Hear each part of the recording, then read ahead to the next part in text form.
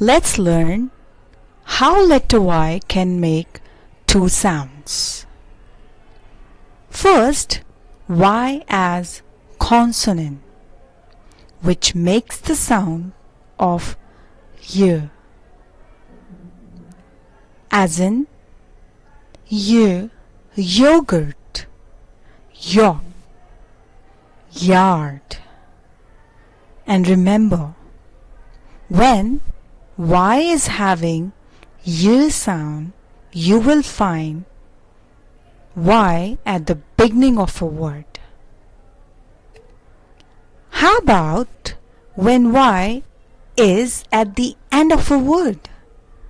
It will make the sound of E, as in cherry, happy, family.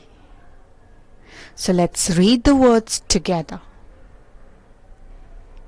Jelly, yuck, you, yummy, sandy, yell.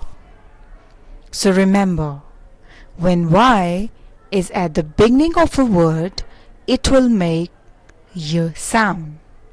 If it is at the end of a word, it will make E sound. Thank you.